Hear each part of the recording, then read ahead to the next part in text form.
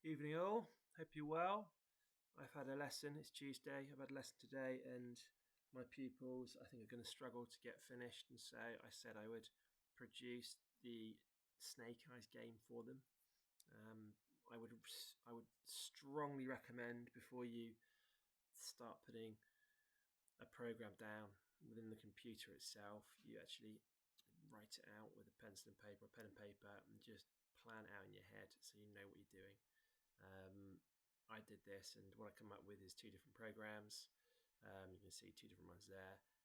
I also came up with these things called subroutines, which I don't really use, but the more I thought about it, the more I thought I was gonna keep on repeating the same functions, string of functions again and again and again. And so I thought I can use a subroutine there. So let's go through all that, and hopefully you'll learn a little bit about programming subroutines, and you'll be able to create your Snake Eyes program. Right, so let's just get off. We actually have three programs here, but really it's two and just something else I've popped in. We have a subroutine here, we have a subroutine here, and we have a subroutine here. All the subroutines have different names. Subroutines can be found just at the beginning. There you go, for subroutine. So they're a really early command. You call a subroutine, as in if you're going through a string of commands, you can call a subroutine, and then a subroutine is defined by the sub at the beginning here, which you define as a number, like for example, or a name, sorry, like dice. And then the return will be the place where it will then revert back to the call function. I hope that makes sense. So what have we got then? Let's start at the beginning. This is my start. I have defined this flowchart as games. I'm making sure that G equals 0 at the beginning. If G equals 0, no games are being played. That means neither dice or Snake Eyes is being played. If G equals 1, then the dice game is being played. If G equals 2, then Snake Eyes is being played. Okay? It's a little bit useful later on. I'm also defining n as 0 at the beginning. It's always useful to do that, just in case you reverted back to the beginning and n was at 5 or something.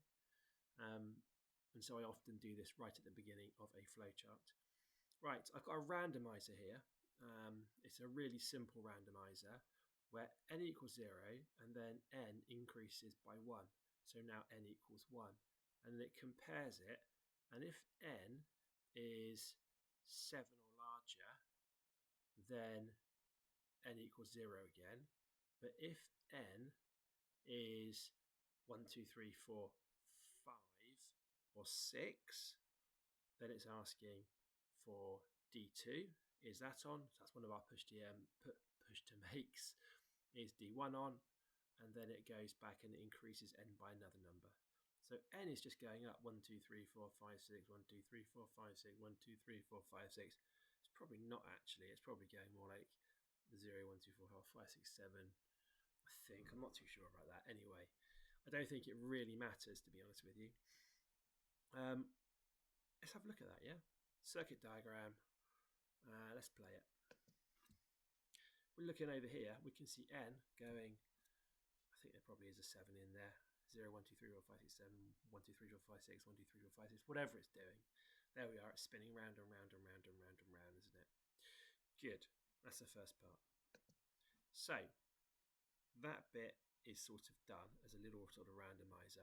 The idea is it's spinning so fast that you can't ever control what the number is. The problem with the randomizer within the Genie is not random at all. It's just a sequence of numbers which are deemed to be random, which sort of go on forever. But in actual fact, they're not. Somebody is actually, or something has worked out an order which comes across as being random. So if you start the Genie, it will always start at the beginning of the sequence. So you can start to guess what the next number will be if you get to know the sequence. All right, let's go on to the dice game. D2. If you press D2, this is the dice button, then G equals 1. I told you that earlier on. And then we're going to the subroutine roll. Right, let's have a little look at that. Subroutine roll, which is down here, is really familiar to you. if n, and of course n is going between 1 and 6, or maybe it's 0 and 7, but I think 1 and 6. If it equals between 1 and 6, what's happening is one of these is going to be displayed, and that is 1, 2, 3, 4, and 5, 6 on the matrix. Once that's happened, it's going down to the return, and where does it return to? It returns to the roll. Or, if you're just getting a little bit confused about where's the function for roll, it's call, of course. I've brought that in, I've double-clicked it, I've called it something. You know, I can just type something in there, and that's what it becomes. All right? So, that's the call function. Yes? Right, once it's done that, it waits for 3/4 of a second, and then it turns those all those LEDs off. Okay? Right, so just go through that again. We're rolling. We're then going to display something, and then we're turning it off. Let's have a look. So we can see if we play, we can see N is all over the place. I'm going to press my button if I can. 4, 1, 1, 5, 6. It's looking good, isn't it? All right, so we've got our dice working. Back to the flowchart. So this is where things get a little bit more tricky. Okay, next function is D1 on, and of course D1 is the other push to make. So this is the one that controls the Snake Eyes game. Okay, if D1 is on, and then we've got another little randomizer which I quite like, and this one works in a different way. What it does is it asks a number of random variables along the sequence to be not calculated. It asks for the different numbers consecutively very fast. And so if you imagine you press your finger down for, let's say, I don't know, 1/5 of a second, within that time it will ask for, I don't know, 30, 40 different random numbers. And so the first one, it will ask, what is n? And n will be 2. And if your finger is still down, it'll say, well, what is n now? And it'll be, well, n is 5. And then it'll say, oh, no, finger's still down. What is n now? Oh, it's 6. And the finger's still down. Oh, what is n now? And n is 1. Okay, and so it's just asking for what n is, 20, 30, 50, 6, or whatever it is times. So you have no control, even if you were to know the sequence of random numbers. Okay, so that's the idea behind it. It keeps on going round and round and round, creating more and more lines of variables until you take your finger off. When you take your finger off, that is the random number which stays. Okay, then waits for half a second. G equals 2 because we've entered the Snake Eyes game. And I told you earlier on that G equals 2 when we enter that, and you'll find out later on why that is. And then it's going to create a random random number from 1 to 6. So it goes, I suppose, down that chain of random numbers once more. And it goes to the roll. And the roll subroutine we've already seen. So if n equals 5, for example, then 5 will be displayed. It waits half a second, and then it turns it off. And then it goes back up to random, and it goes one more down that random chain, and then it will display the new number, and then it'll wait half a second, and then it'll turn it off, and then it'll come up with a new random variable, and it'll display that, and it'll turn it off. So let's have a look at that. Right, so this is the other one, isn't it? We've got play it, add a PTM, press it, 2, 5, 6, 2, 3, 2, 4, 5, 4. Not many ones, is there? All right, okay. So let's go back to the flowchart. So we understand that. That's generating a random output. Good. What's next?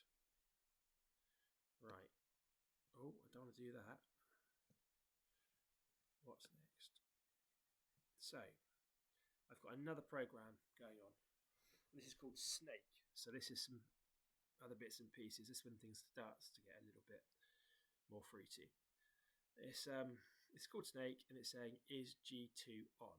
So this is when you're going to actually go further on this program when G2 is on. So when Snake Eyes has been selected, then this kicks in.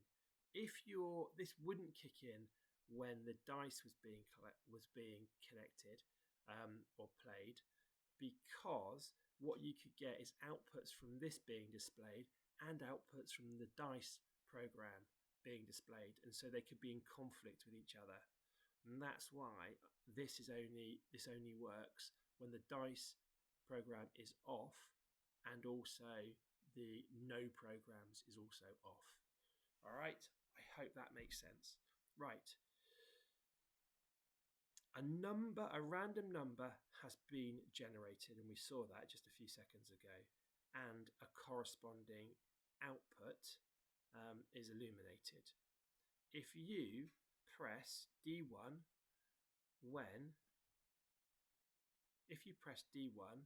then games here is going to be suspended. Why is it going to be suspended?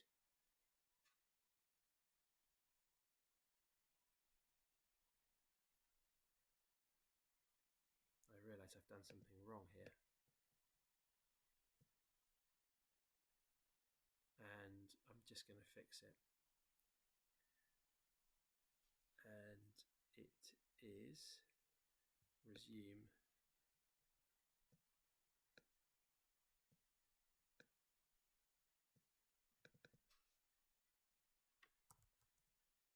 games. Okay, come to this later. All right, it's going to suspend games. It's going to suspend this basically. And so when you press that button, what you don't get is a number changing all the time. You now want the number to be frozen. And so if N was displayed as 5, when you press that button, you want N to stay as 5 until you've worked out, have you pressed the right button, have you pressed the wrong, or have you pressed it at the right point in time, or have you pressed it at the wrong point in time. Okay, so we're suspending this, stopping this for the time being, and then we're comparing. This is something you've seen before. Compare. Does n equal 1? Now, the only time you will win is when n equals 1, when a 1 is displayed. So if n equals 1, then you go through the winning matrix, or the winning subroutine, I should say. And if n doesn't equal 1, you lose. Okay, so let's have a look. What is the winning subroutine? The winning subroutine is just a load of lights coming on and off. What I've done, interestingly enough, is I have turned lights off. That's not a good one to show you. With this one, I've turned one on and made sure they're all off. What I haven't done is what we often do is turn one on, and then the next function is turn all of the other ones off. I'm controlling all of the outputs by highlighting some as high and then highlighting the rest as low. Okay, so hopefully that makes sense. It's the beginning of the subroutine. It's called win, and then of course we're returning, and lose is exactly the same. So I suppose you want to see that now. So let's just go over. We have, of course, we need to play this. We then need to see our random numbers. And if I press that now, can you see it's flashing 3 times with an X? That's, you've got it wrong. So I'm going to start that up again. And again, I'm going to do, oh no, I did it right then. And that is the correct little display. So I'll do it wrong. So it flashes 5 or X 3 times. And when you get it right, reactions weren't fast enough. You can see we get the little funny little wobbly lines. All right, so that is those 2 displays. Okay, next up, if you lose, you go there and then you reset. So you go right back to the beginning. All flowcharts reset right back to the beginning. All variables reset to 0, I think. Yeah, all variables reset to 0. By the way, guys, this is coming in to reset from that side. Okay, it is not going out from that side. This is reusing the reset from that side. All right, just so you're aware. Now, what have I done here then? Increase W. I wanted to show how many times in a row you hit a 1. So if you hit it once in a row, you get a 1. If you hit it twice in a row, you get a 2. If you hit it 3 times in a row, you get a 3, 4, 5, 6. If you can get it 7 times in a row, which is the idea behind the game, then what you do is you get high Q1 to Q4, which is effectively like an H on it, like a 6 and a 1 being displayed at the same time. Okay? You've seen all this before. I couldn't use the subroutine because I've got a different variable. I've got W here opposed to N. All right. But once that is displayed, so once your number is displayed, the number of times you've got a 1 in a row, it will then be up there for 2 seconds and then it will go low. Okay. And then it will go back to resume games. That's really important. We've got to resume games so that we can make the number random again.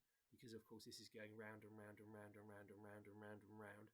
If that doesn't resume, then we don't get a new random number on the game. And I think that is it. Apart from one other thing I haven't gone through. If at any point we want to reset, we just press both buttons at the same time. And it will reset right back to the beginning. And that is it. So I hope that explains Snake Eyes. Let's have a quick look at it.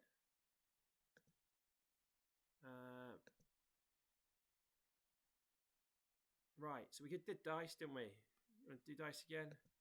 3, 5, 6. Okay, now with this one. This might take a little bit of a longer time because I'm not very good at this.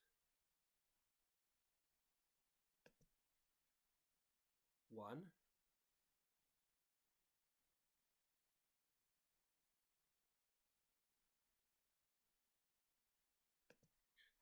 Hit the concentration, can't you? 2.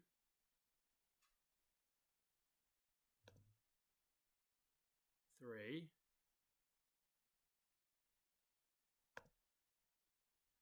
Oh no! I don't think I hit it.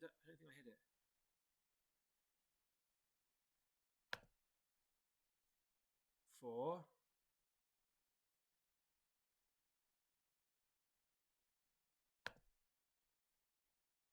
5.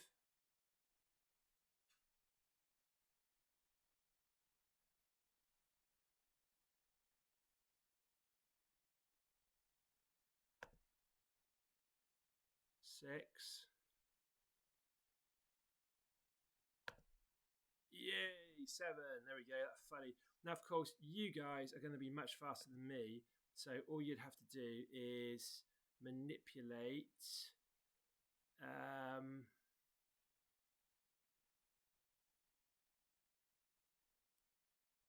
Manipulate.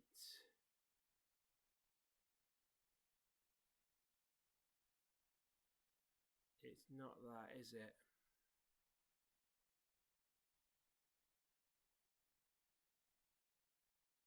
It's this here. So if I want to put that down to 2.5, which is where you should have it, guys, because you're good, and I play it now.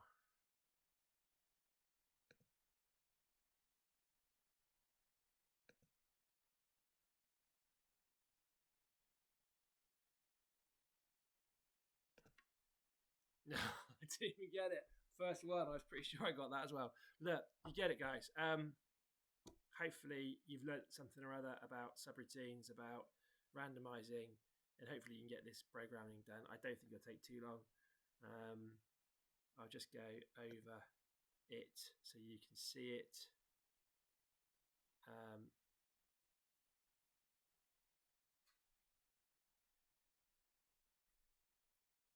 It's so hard. I'm using my mouse at home.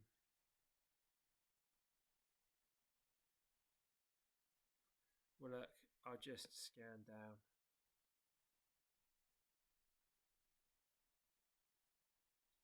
If I keep on going down, that's my subroutine.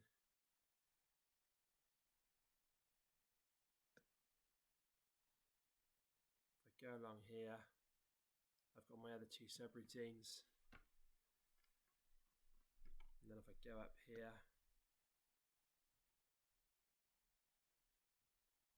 the beginning of my second and my third program. Going down to the compare functions, and then the final compare function is that funny one there, isn't it? 6 above. Okay, and we're going back up to the reset, which I've not really spoken about. And the game resets.